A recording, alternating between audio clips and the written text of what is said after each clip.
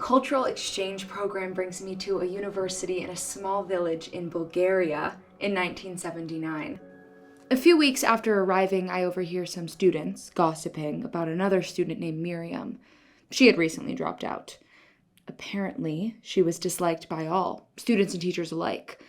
According to them, she had all the typical qualities of a Jew. She was loud and chatty and smart. Somehow a negative in that case. Sly and greedy. She had beady eyes, a big nose, and kinky hair. They stopped just short of saying she had horns. Apparently, she'd been the only Jew at the university. When my mother was on her honeymoon, she and my father went to a resort in northern New York, not one in the renowned Borch Belt. A woman befriended her by the pool as they relaxed, their husbands elsewhere at the time. And after about a good hour of conversation, the woman said to my mother, "Thank goodness there aren't any Jews here." My mother said nothing. I heard this story repeatedly as a child, as if a warning to lay low, very low, be invisible if possible. Once in Bulgaria, I don't mention to anyone that I'm Jewish. Religion doesn't even come up until I hear about Miriam. Should I say something? Will there be repercussions if I do? For 9 whole months, I say nothing. I don't celebrate Hanukkah. I let Passover slide by. The Bulgarians continue to grumble about Miriam even though she's gone. And still, I say nothing.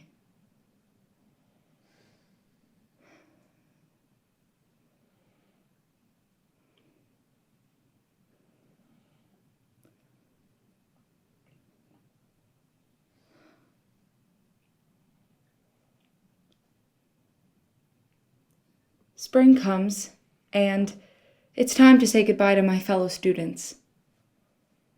And finally, to Stefan, my Bulgarian boyfriend.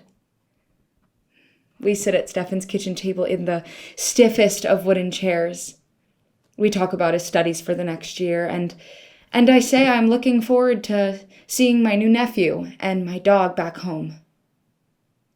He teases me about not being able to get yogurt as good as they have in Bulgaria, and he promises to keep in touch. He says he might come to America someday. I say I doubt if I'll be back in Bulgaria anytime soon. But as we walk to the bus stop for the last time, I can't help but blurt out, "Do you think I'm cunning?" "What?" he says.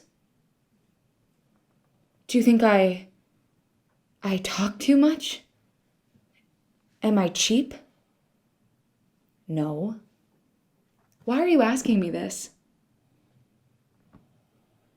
"Because. You know Miriam?" "Yes." "What about her?" "I'm like her." "What?"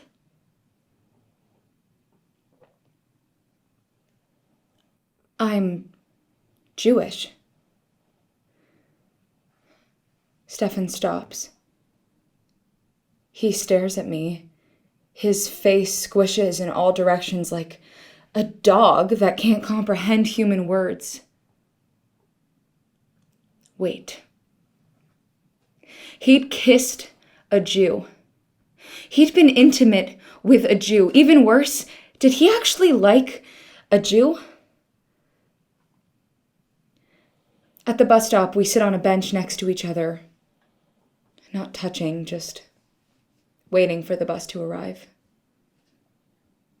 He doesn't ask me why I haven't told him before, or why I chose to tell him now. I hadn't meant to say anything, but I guess what I'd held in for 9 months couldn't wait a minute longer. The bus arrives. Stefan grabs my hand and squeezes it. His eyes are sad. The bus driver says something in Bulgarian, and Stefan lets go of my hand. I climb on and pay my fare. The bus starts moving, and I run to the back window. Stefan's standing there, a stone statue, staring. I watch him slowly raise his hand and wave one final goodbye. I squint. Do I see regret?